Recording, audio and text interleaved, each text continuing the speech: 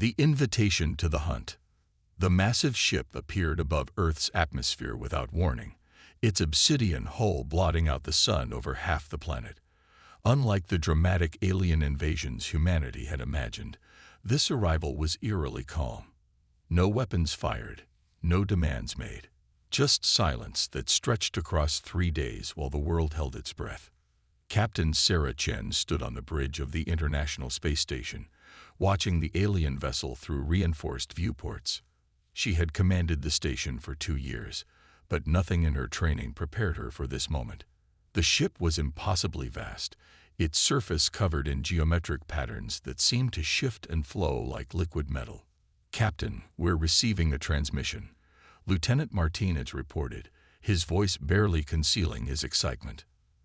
The message came not through radio waves or any technology humans understood, but directly into their minds. Every person on Earth heard it simultaneously, in their native language. "Greetings, humanity. We are the Korthak Collective, masters of the Great Hunt. For 10,000 cycles, we have traveled the stars, seeking worthy prey and noble hunters. Your species has reached the threshold of interstellar awareness. By ancient law, you are invited to participate in the Great Hunt." President Elena Rodriguez sat in the Situation Room, surrounded by military advisors and scientists. The alien message continued, explaining their purpose with unsettling clarity. "The Great Hunt is our most sacred tradition. Species across the galaxy compete, testing their skills against the most dangerous creatures in existence. Those who survive earn membership in the Galactic Coalition. Those who fail serve as cautionary tales." Dr. James Harrison, head of Earth's newly formed Xenobiology Department, leaned forward. "They're not invading, Madam President. They're recruiting." The Korthak representative materialized in the center of the United Nations Assembly Hall 3 days later, standing 12 feet tall, covered in chitinous armor that reflected light in impossible ways. Commander Vrax cut an imposing figure. His 4 arms moved independently as he spoke, each gesture emphasizing different points. "Humans of Earth," Vrax began, his voice resonating through the hall. "The Great Hunt begins in 30 of your solar rotations. You may send 100 of your finest hunters. They will face creatures from worlds you cannot imagine, using technology beyond your current understanding." Ambassador Chen, no relation to the space station captain, stood to address the alien. "And if we refuse this invitation?" Vrax's mandibles clicked in what might have been amusement. "Refusal is not an option. The hunt is mandatory for emerging species. It is how we determine if you are predators or prey." The implications hung heavy in the air. Earth had no choice but to participate. The selection process began immediately. Military personnel, scientists, engineers, and survival experts from every nation underwent rigorous testing. The world watched as humanity chose its champions, knowing their fate rested in the hands of these 100 individuals. Among the selected was Marcus Blake, a former Navy SEAL turned wilderness guide. His inclusion surprised many, but his unique combination of military training and deep understanding of predator-prey dynamics made him invaluable. Beside him stood Dr. Lu Wei, a biomechanical engineer whose innovations in adaptive technology caught the Korthak's attention. "The rules are simple," Vrax explained during the final briefing. "Survive 7 cycles in the hunting grounds. Eliminate more targets than any other species. Demonstrate tactical superiority. The arena contains creatures from 1,000 worlds, each more deadly than the last." The human team spent their remaining time studying Korthak technology. The aliens had provided basic equipment, energy weapons, environmental suits, and tracking devices. But humans did what humans do best. They innovated. Dr. Wei's team modified the alien tech, incorporating Earth-based innovations that the Korthak found. "Curious. Your modifications are unusual," Vrax observed, examining a human-altered plasma rifle. "You decrease raw power for increased versatility." "Interesting." Blake smiled grimly. "We've learned that adaptation beats strength every time." The journey to the hunting grounds took 3 days through hyperspace. The human team used every moment to train, strategize, and prepare. They studied recordings of previous hunts, analyzing tactics of successful species, and learning from the failures of those who didn't return. The arena was a planet-sized preserve, terraformed to include environments from countless worlds.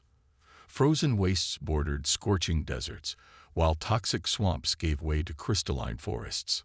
It was a masterpiece of ecological engineering and a nightmare for unprepared hunters. As their transport descended, the humans got their first glimpse of the competition.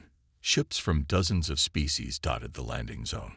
The siren, six-legged predators from the Altair system, cleaned their natural weapons with mechanical precision. The Voidwalkers, beings of living shadow, flickered in and out of visibility. Each species radiated lethal confidence. "Remember," team leader Colonel Jessica Armstrong addressed her people, "we're not here to fight fair. We're here to survive and win. Use every advantage, exploit every weakness. Show them why humans are the apex predators of Earth." The starting horn echoed across the preserve, a sound that seemed to vibrate through dimensions. 100 species scattered into the wilderness, each seeking to prove their worth. The humans moved differently than the others, not as individuals seeking glory, but as a coordinated unit with a shared purpose. Their first encounter came within hours. A pack of razor hounds, genetically engineered killing machines from the Korthak homeworld, tracked them through the fungal forests. Most species would have fought or fled. The humans did neither. Using a combination of Earth pheromones and alien technology, Dr. Wei had created a scent mask that confused the creature's targeting systems. Blake and his scouts used traditional tracking methods, footprints, disturbed vegetation, wind patterns, to circle behind the pack. When the humans struck, it was with coordinated precision that left the razor hounds down before they knew they were under attack. "First blood to humanity," the arena-wide announcement declared. Somewhere in the viewing stands, Vrax's mandibles clicked thoughtfully. As the first day ended, the humans had eliminated 17 targets and lost no team members. Other species had higher kill counts, but they'd also suffered casualties. The human strategy was becoming clear: survival first, scoring second.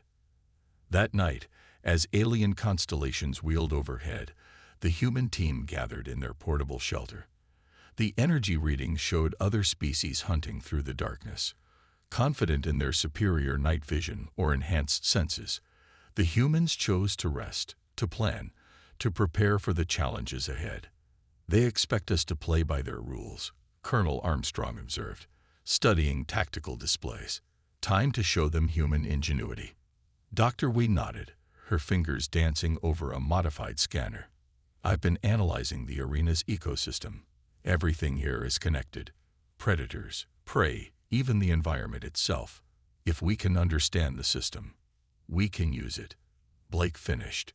As the first night deepened, the humans began to implement a strategy that would shake the very foundations of the Great Hunt. They weren't just planning to survive.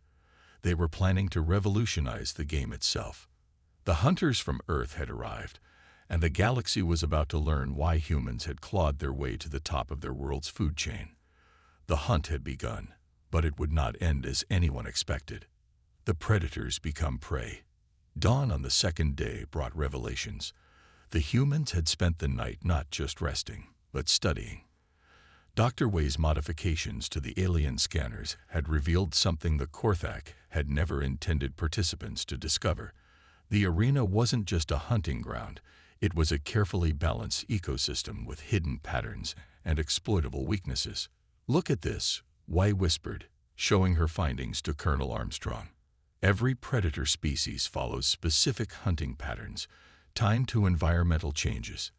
The Korthak control these changes." Armstrong's eyes narrowed. "They're not just watching. They're manipulating the hunt." This discovery changed everything. While other species continued their straightforward approach, track, kill, survive, the humans began to see the bigger picture. They weren't just in a competition. They were in a grand experiment designed to test conventional predatory behavior. But humans had never been conventional predators. Blake led a scouting party deep into the crystalline forests, where prismatic trees created a maze of reflected light and shadow. Here, they encountered the Vanir, a species that had won the hunt 3 times before.